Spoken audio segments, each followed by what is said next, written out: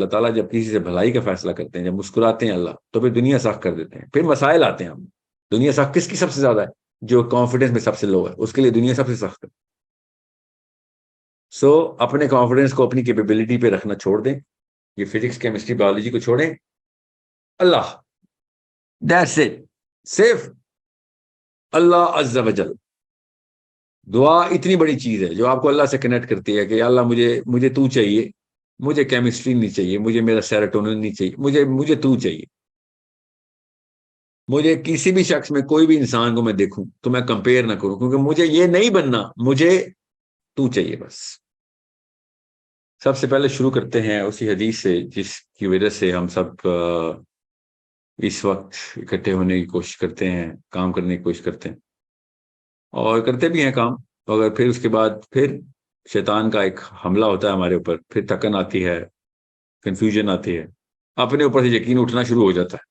اصلی مسئلہ یہ ہے. اور میرا موقف یہ ہے کہ انسان کو اپنے اوپر سے کبھی بھی یقین نہیں اٹھ سکتا. انسان کے اوپر کیپیبلٹی نہیں ہے اپنے اوپر سے یقین اٹھانے کی. اس کو اصل میں اللہ تعالیٰ نے سب سے پہلے اسی بات کو ایڈریس کیا ہے کہ تو اور تیرا یقین اصل میں آپس میں کوہیرنٹ ہو نہ ہو، اس سے فرق نہیں پڑتا. اگر تو اپنے اوپر ہی رہے گا تو رہ جائے گا. تو اپنے اوپر یقین نہ کر، میرے اوپر یقین کر. اللہ تعالیٰ نے شروع دن سے یہ بتایا کہ آپ اللہ پہ یقین کریں. اللہ تعالیٰ نے یہ پورا کا پورا معاملہ خود ہاتھ سے لکھا ہوا ہے. ایک خاص پوائنٹ سے لے کے دوسرے پوائنٹ تک لے کے جانا ہے، جس کو ہم سمجھ سکیں تو سمجھ لیں، نہیں سمجھ آ رہی تو اللہ پہ چھوڑ دیں. اگر ایک بچے کو یہ معاملہ ہو اور اس کو اپنے باپ پہ سے یقین اٹھ جائے تو اس کو ہم بیمار کہتے ہیں. اس کو سائیکالوجسٹ کے پاس لے کے جاتے ہیں، اس کو دوا دارو کی جاتی ہے اس کے ساتھ کہ بھائی کیا ہو گیا، کیوں ٹرسٹ، تمہارا باپ ہے، ماں ہے، انہوں نے تمہارے ساتھ جو کچھ بھی کیا ابھی تک، جتنے پل بڑھ گئے ہو، اس کے بعد تمہارا کس بیس کے اوپر ہے باپ یا ماں پہ یقین اٹھ رہا ہے. اس کو ٹرسٹ ڈیفیسٹ کہتے ہیں، اس کو ڈسنس بولتے ہیں، اس کو ہزاروں بیماریوں کی جڑ ہے. اس کے بعد ڈپریشن شروع ہو جاتی ہے اس کو، بیسکلی وہ سیلف ورتھ لوز کر جاتا ہے، سیلف اسٹیم فریکچر ہو جاتی ہے. یہ معاملہ ہمیں گھر میں سمجھ آ جاتا ہے، مگر ہمیں اللہ کے ساتھ یہ معاملہ سمجھ نہیں آ رہا، اسی لیے قرآن سمجھ نہیں آ رہا.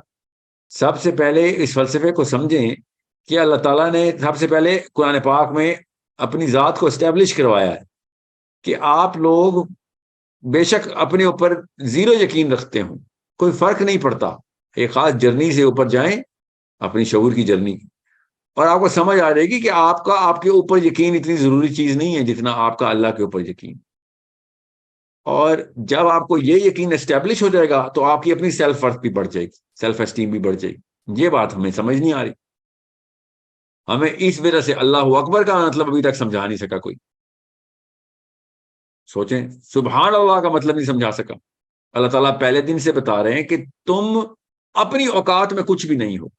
تمہاری اوقات ہی تب بنتی ہے جب تم میرے ساتھ اٹیچ ہو جاتے ہو. ورنہ کر کے دیکھ لو جو کوئی کر سکتے ہو، دیکھو پھر کیا ہوتا ہے.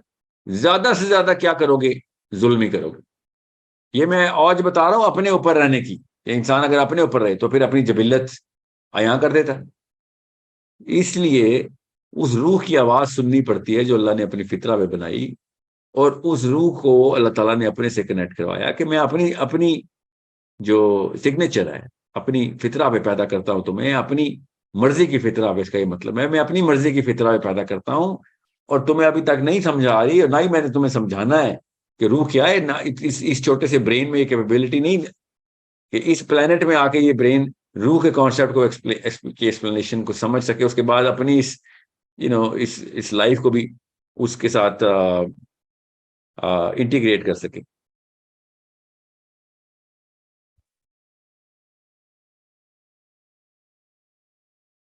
یہ وائٹ بورڈ والا معاملہ جو ہے نا، یہ ختم کریں. جی. جب آپ کو یہ بات سمجھ آ رہی تھی تب آپ کو اللہ اکبر کا مطلب پتہ چلتا ہے، تب آپ کو لا الہ الا اللہ کا مطلب پتہ چلتا ہے کہ بھئی میں اگر اللہ کے علاوہ کسی بھی اور کانسیپچلائزیشن کے اندر اپنے آپ کو اسٹیبلش کر رہا ہوں تو لا الہ الا اللہ کو میں نے نلیفائی کر دیا، میں نے سپر سیڈ کرنے کی کوشش کی. تب پتہ چلتا ہے شرک کتنا بڑا گناہ ہے، تب پتہ چلتا ہے طاغوت کیوں اتنا بڑا گناہ ہے۔ اللہ تعالیٰ کو ہمارے گناہ کرنے کے بدلے نہیں لینے کا آخرت میں، اللہ تعالیٰ نے ہماری بہتری کے لیے دنیا کے اندر یہ سارے معاملات اور اصول بتائے تھے۔ یہ ہمیں جنت میں جا کے پتہ چلے گا، آخرت کے دن پتہ چلے گا کہ یہ دنیا کے اندر سارا کا سارا معاملہ میرے لیے کیا ہوا تھا اللہ تعالیٰ نے، اور ہم سمجھ رہے تھے اللہ نے اپنے لیے کیا ہوا ہے، جیسے اللہ کو ہماری توحید کی ضرورت ہے، نعوذ باللہ۔ یہ ادھر اپنے اوپر ہنسیں گے ہم کہ اتنے سال ضائع کیے تھے ہم نے، اور اپنے آپ کو اس کبر میں باشعور کہنا شروع کر دیا تھا، فلسفی کہنا شروع کر دیا تھا، مفکر، فلاسفر، تھنکر، ریفارمر، ہر کوئی اپنے اپنے ٹیگ لگا کے بیٹھا ہوا۔ کیوں؟ لا الہ الا اللہ سمجھ نہیں آ رہا کہ اپنے آپ کو اللہ تعالیٰ کے حوالے کر، اور تو دیکھ اپنی اوج تو دیکھی، پھر تو کام وہی کرنے پڑیں گے جو دنیا کی لوگوں کی فطرت کی آواز ہے، تجھے خود سیٹسفیکشن ہوگی اس میں، مگر کیپیبلٹی تیری تب بڑھے گی اور بنے گی جب تو اپنے آپ کو اللہ کے حوالے کر دے گا۔ اس کے بعد سب سے پہلا فائدہ کیا ہوگا؟ آپ کو اپنے اوپر سے جو لو کانفیڈنس کے دورے پڑتے ہیں، ہم سب کو پڑھتے ہیں، وہ تبھی پڑھیں گے۔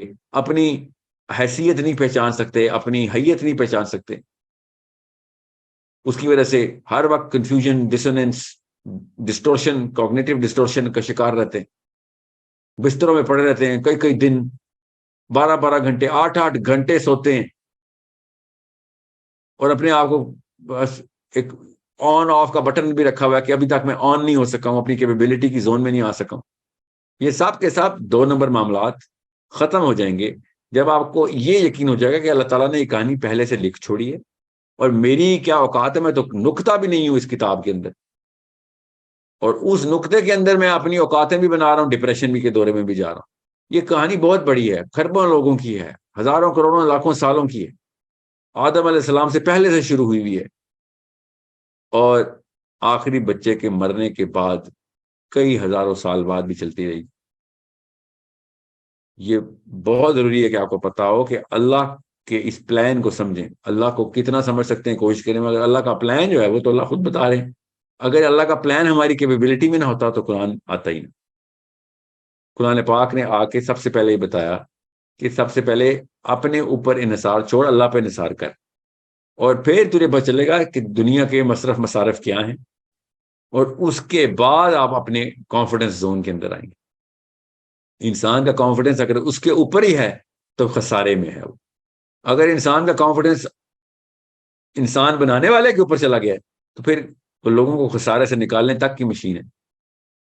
اس لیے میں آئی ایم ایس کے لوگوں سے بار بار بتا رہا ہوں آپ کو، آپ نے کسی بھی موقع کے اوپر نہ اپنے اوپر انحصار کرنا ہے، نہ میرے اوپر، آپ نے اللہ پر انحصار کرنا ہے، اور اللہ کے گریٹر پلان کو سمجھیں جو کہ دنیا کے اندر کس طریقے سے مینیفیسٹ کرتا ہے، ظہور پذیر ہوتا ہے، اور اس کا حصہ بنے۔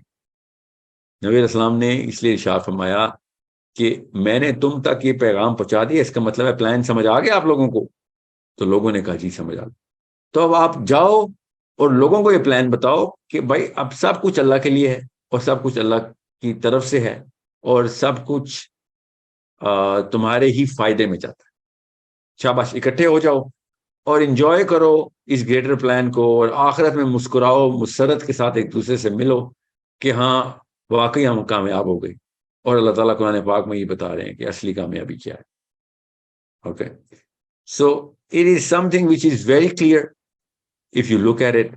اور اللہ تعالیٰ نے کہا تھا نہیں سمجھ آ رہی فکر نہیں کرو، پہلے مان لے، تجھے سمجھ آ جائے گی، سمجھا دوں گا، سمجھ بھی آ جائے گی، ایک بار مان کے یہ پلان ہے۔ اب وہ ادھر ادھر سے گھات کا پانی پی کے، ہر جگہ کا رگڑا کھا کے، سر کے بل گر کے، منہ کے بل گر کے، پھر کھڑا ہو کے آ کے اینڈ میں وہیں تو پہنچے گا۔ اور تو اگر یہ سمجھ رہا ہے کہ ہمارا کوئی اور ڈیکوئے پلان ہے تو فکر نہ کر، پرانے مفکرین سے پوچھ لے، اینڈ میں وہ بھی وہی پہنچے۔ تجھے کوئی نیا سیارہ نہیں مل گیا، تجھے کوئی نیا جسم نہیں مل گیا، وہی کچھ ہی ملا ہے جو پچھلے انسانوں کو ملا تھا، وہی سیارہ ہے، وہی چکا ہے جس میں گھوم رہا ہے وہ۔ اللہ تعالیٰ نے سورہ بقرہ میں کہا کہ دیکھو ذرا ان کو، اندھیرے میں چل رہے ہیں، بجلی چمکتی ہے، ہلکی سی دیر کے لیے وہ برق جب روشنی دیتی ہے تو آگے دیکھتے ہیں، ظاہر کتنا آگے دیکھ سکتے ہیں وہ آدھے سیکنڈ میں، تو دیکھتے ہیں کہ آگے گڑھا کدھر ہے، وہاں پہ نہیں قدم رکھنا، پھر وہاں پہ کھڑے ہو جاتے ہیں کیونکہ اتنا اندھیرا ہے، سمجھ نہیں آتی۔ یہی ہمارے ساتھ ہو رہا ہے، ہم مسلمانوں کے ساتھ ہو رہا ہے، ہمیں سمجھ نہیں آ رہی، پھر ڈپریشن میں چلے جاتے ہیں، پھر کوئی آیت سنتے ہیں، کوئی ایک بیان سنتے ہیں، پھر روشنی آتی ہے، پھر آگے چلتے ہیں، پھر اندھیرے میں چلے جاتے ہیں۔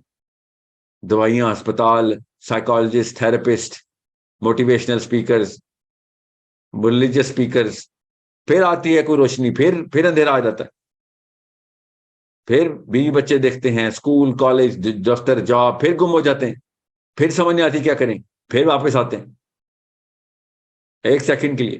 اللہ تعالیٰ کہہ رہے ہیں کہ تو اصلی نور میں کیوں نہیں آ جاتا، کیوں یہ برق کا انتظار کرتا ہے کہ کب بجلی چمکے گی تو تھوڑی دیر کے لیے روشنی ہو جائے گی۔ اصلی نور کی طرف آ، روشنی ہی روشنی ہے، اور لوگوں کو پھر لے کے آ۔ تجھے پتا کیسے چلے گا کہ لوگ اندھیرے میں، جب تک کہ تو خود نور میں نہیں آئے؟ اوکے، اللہ ولی الذین آمنوا یخرجہم من الظلمات الی النور، کہ اللہ کے پاس، جو اللہ کے پاس پہنچ گیا، جس کا ولی اللہ بن گیا، اللہ تعالیٰ اس کو اندھیروں سے روشنی کی طرف لے آتے، اور جو نہیں آتے، اللہ تعالیٰ نے اسی آیت میں آگے بتا دیا کہ جو طاغوت کے ہو، اپنے اوپر طاغوت کا کیا مطلب ہے؟ اپنے آپ کو اللہ سمجھتے ہیں کہ میں اپنے اوپر ہوں، جی میں ہی ہوں جو کچھ کر رہا ہوں۔ آیت صاف صاف بتا رہی ہے کہ بھائی یہ نہیں، کوئی نہیں مانتے، کفر کرتے ہیں، نہیں مانتے اس پلان کو، نہیں سمجھ آتی ان کو اس پورے کے پورے معاملے کی، تو کفر کرتے ہیں کہ ہم نہیں مانتے، ہم خود ہیں جو کر سکتے ہیں، اپنی سیلف ورک بناؤں گا میں، سیلف میڈ مین ہوں میں۔ تو اللہ تعالیٰ کہتے ہیں پھر کیا ہوتا ہے؟ یخرجہم من النور الی الظلمات، کہ اللہ تعالیٰ پھر ان کو نور سے نکال کے ظلمات میں ڈال دو، اور پھر آگے بتایا کہ بس یہ پھر آگ میں ہی رہیں گے، ادھر کی روشنی میں ہاتھ تاپیں گے اپنے کہ ہاں بس یہی ہے ادھر۔ سو روشنی ہے، آگ کی بھی ہے، اس سے گزارا کر کے دیکھیں تو پھر اس حالت میں تو نہیں بچیں گے ہم کہ کچھ کر سکیں۔ نور کی بھی ایک روشنی ہے، وہ راستہ دکھائیں گے، اس آگ آپ کو ختم کرنے کے لیے، نور آپ کو اثر نو بلڈ کرنے کے لیے۔ سو یہ بہت ضروری ہے کہ آپ کو پتا ہو کہ آپ کو آئی ایم ایس کا مشن میں نے نہیں دیا، یاد رکھیے گا۔ آئی ایم ایس میں آپ اپنی کسی کیپیبلٹی میں نہیں آئے ہوئے، طاغوتی باتیں ہیں۔ اللہ تعالیٰ اپنی مرضی سے چنتے ہیں انسانوں کو۔ اللہ تعالیٰ کو کسی بھی معاملے کے اوپر کوئی اصول کا پابند مت کریں۔ اللہ تعالیٰ نے آپ کو کسی وجہ سے چن لیا ہے تو اپنا کانفیڈنس بھی اللہ کے حوالے کر دیں کہ یا اللہ تو نہیں بنایا تھا، تو ہی کام لے لے۔ یہ دعا کبھی نہ چھوڑیں، ہر نماز میں، اسپیشلی فجر میں، اسپیشلی عشاء کے سجدوں میں، اندھیروں میں دعائیں مانگیں، یہ اللہ میرے سے بڑا کام لے لیں۔ اور یہ بہت ضروری ہے کہ آپ کو پتا ہو کہ کس طریقے سے آپ، جس دن آپ اپنے اوپر سے ہٹ کے اللہ کے اوپر پہنچ گئے نا، تو پھر آپ کی کیپیبلٹی، آپ کی سینس، آپ کی نالج، آپ کی اسکل، وہ کہاں تک جائے گی؟ وہ مجھ جیسا ایک عام سا چھوٹی سی ہستی، ایک انسان، وہ تو نہیں بتا سکتا کہ اللہ تعالیٰ نے کسی اور انسان کو کہاں سے کہاں لے کے جانا۔ اوکے، یہ بہت ضروری ہے کہ آپ کو پتا ہو۔ دنیا کی ساری نفسیاتی بیماریاں میں نے پڑھ لی ہیں بہت تفصیل سے، اور میں نے صرف قرآن پاک کو اور اپنے اور ان بیماریوں کے اور بیمار انسانوں کے بیچ میں رکھ کے دیکھا کہ مسئلہ کیا تھا ان کے ساتھ، تو پتہ چل گیا کہ ان کے ساتھ یہی مسئلہ تھا کہ یہ اپنے اوپر انحصار کر بیٹھے تھے سارے، یا کسی اور پہ انحصار کر بیٹھے۔ یہ ہے شرک کا نقصان۔ اللہ تعالیٰ نے کہا شرک کو میں نہیں معاف کرنے والا، سب سے بڑا ظلم ہے شرک۔ کیا ظلم ہے؟ اللہ پہ کوئی ظلم کرتا ہے؟ کہ ایسے رب کو مانتے ہیں کہ اللہ پہ ظلم کریں گے؟ شرک کس پہ ظلم ہے؟ سوچتا ہی نہیں ہے کوئی ہم میں سے۔ شرک اپنے ہمارے اوپر ظلم ہے، شرک ظلم و عظیم ہے۔ اچھا تو کیا کون مارا؟ شرک سے تو کوئی نہیں اپیرنٹلی کسی کو ڈیمیج ہو رہا، جی اللہ تعالیٰ بتا رہے ہیں تم اپنے آپ کو جس لیول پہ چھوٹا کر رہے ہو شرک کر کے۔ کیوں؟ کیونکہ انحصار کسی ایسی چیز پہ کر رہے ہو، اپنے سارے کے ساری ورڈز کو اس چیز کے نیچے تابع کر لیا ہے کہ جو کچھ نہیں کر سکتی، جو اصلی ذات ہے وہ تمہیں لے کے جائے گی آگے سے آگے۔ اب یہ بہت ضروری ہے کہ آپ کو پتا ہو کہ میں نے آئی ایم ایس کا سیشن ادھر سے کیوں سٹارٹ کیا، کیونکہ میں آپ کو پھر بتا دوں، جب آپ اللہ کے راستے میں آتے ہیں تو شیطان آپ کے راستے میں آتا، جب آپ شیطان کے راستے میں آتے ہیں تو پھر راستے میں کچھ نہیں آتا، پھر ہموار راہ ہے، پھر مزے ہی مزے، پھر سیلف ورتھ بھی اوپر جا رہی ہوتی ہے اپیرنٹلی، پھر سیلف اسٹیم، کانفیڈنس بھی، مزے بھی، کنیکشن بھی بڑھ رہے ہوتے ہیں۔ جب اللہ کے راستے میں آتے ہیں تو پھر تھکن آ رہی ہوتی ہے، کیونکہ شیطان آتا ہے، امتحان آتے ہیں، بورڈم آتا ہے، لیک آف کانفیڈنس آتا ہے، کنفیوژن آتی ہے، سیلف بلیف ٹوٹ رہی ہوتی. یہ سارے واقعات ہر اس انسان کے ساتھ ہونے ضروری ہیں، کیونکہ اللہ تعالیٰ نے یہ بات اصول پہ بتا دی ہے کہ اللہ تعالیٰ جب کسی سے بھلائی کا فیصلہ کرتے ہیں، جب مسکراتے ہیں اللہ، تو پھر دنیا سخت کر دیتے ہیں. پھر مسائل آتے ہیں. ہم دنیا سخت کس کی سب سے زیادہ ہے؟ جو کانفیڈنس میں سب سے لو ہے، اس کے لیے دنیا سب سے سخت ہے. سو اپنے کانفیڈنس کو اپنی کیپیبلٹی پہ رکھنا چھوڑ دیں. یہ فزکس کیمسٹری بایولوجی کو چھوڑیں. اللہ، دیٹس اٹ.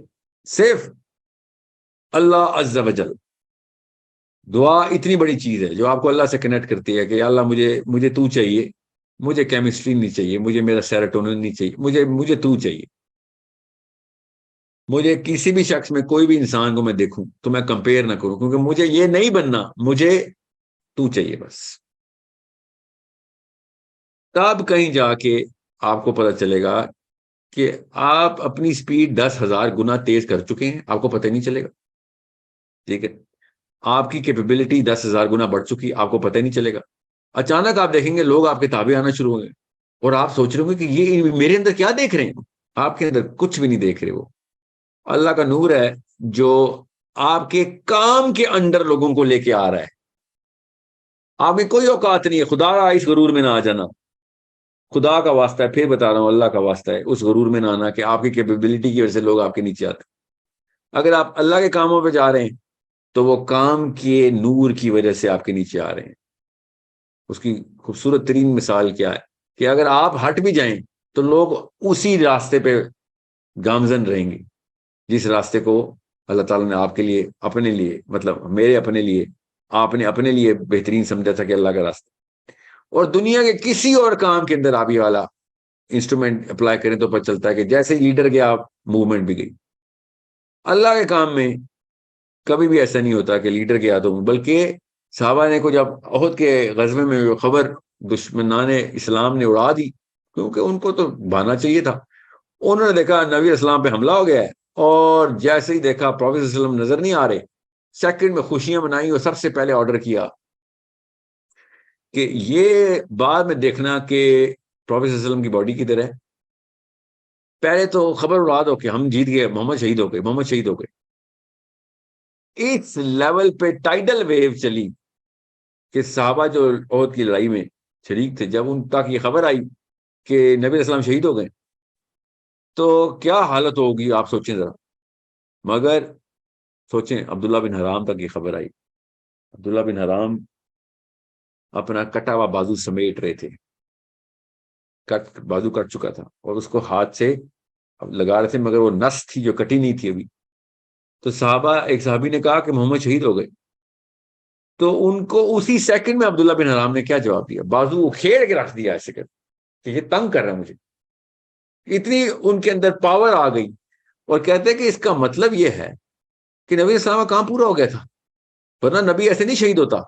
اب کام ہمارے ذمہ آ گیا. اب یہ ہے نور کی طاقت، جو اللہ کا نور ہے جو اپنے لیے بندے چن لیتا ہے. اس کے اندر اس کے سائے میں آ جاتے ہیں، اللہ کے سائے میں لوگ.